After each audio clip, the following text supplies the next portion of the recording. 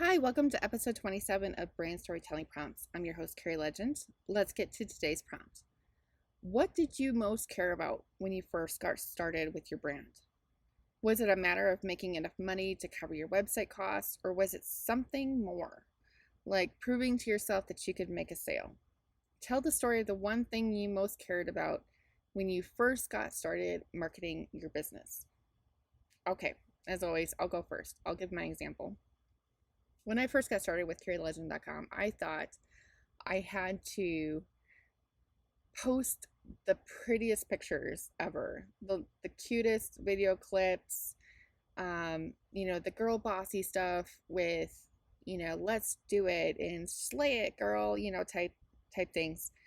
And I still hadn't figured out what my brand voice really was. I just knew that I wanted to be likable and put out some really good images because I was in an image oriented business. Design and writing for design is very image based. And I thought, well, if I had the coolest looking templates and if I had the coolest posts, everyone will love me. And, looking back, it's just like, oh my God, you were such an idiot because those things actually didn't matter. It really didn't. Um, and maybe this is just me growing a little bit and becoming wiser now that I'm 43. It was more about connecting with my reader. And I think that that's why my email list is as successful as it is. And I've got the open rates that I do. There's something about my emails and how I communicate with people that resonates with them. And I also know that I'm very generous with, giving away lots of free content and information and giving a lot of value.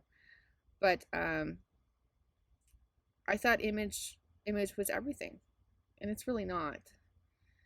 And I think if more creators actually knew and understood this and focused more on how they design their emails and how they design the images around those emails and what those emails are intended to do, I actually think that they'd be a lot more successful.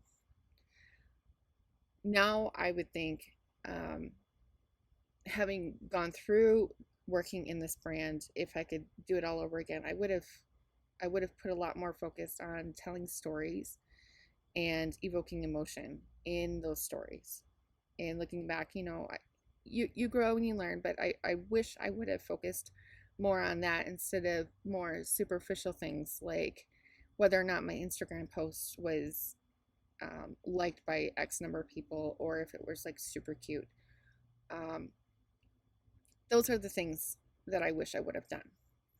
And that's what I cared about the most. But now what actually matters is the actual story and, helping others, being of service to others and being of service to you, my reader.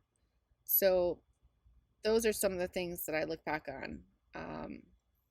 It wasn't so much about, making sales or anything. Yes, that's nice. But connecting with people is actually how you move forward in the creative industry, is making that one-on-one connection with them. And the only way to really do that nowadays, especially in this type of climate, is over email. And that's how I prefer to connect with my people is email. I'm very much a an introvert, and I'm not comfortable speaking in front of other people or being in larger groups or even small groups. So this works for me, and I don't seek attention either. So the email works for me, and I wish I would have focused on that instead of trying to bolster up so many different likes on a post, because that kind of stuff really doesn't matter. It's whether or not you make a connection with your customer. So you might have a completely different story. That's totally okay. Part of brand storytelling and story origins is speaking your truth and figuring out what was important to you when you first got started. Or maybe it was, trying to challenge yourself and beat your own goals. So write your story And then don't forget to go through a couple different drafts to, really add some personal color to it and add emotion. And then I would love to see what you come up with. I'm excited to read your story. I've got some links in the description the in the box down below that you can check out if you are just finding me here.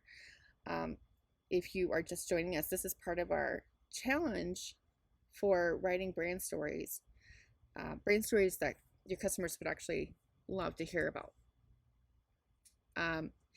Be sure to subscribe to the YouTube channel so you get alerts. Be sure to hit the bell, and then you'll know whenever I upload a video for you to watch, so you know exactly what I'm doing. As always, thank you so much for watching, and I look forward to seeing you back on the next episode. Have a great day.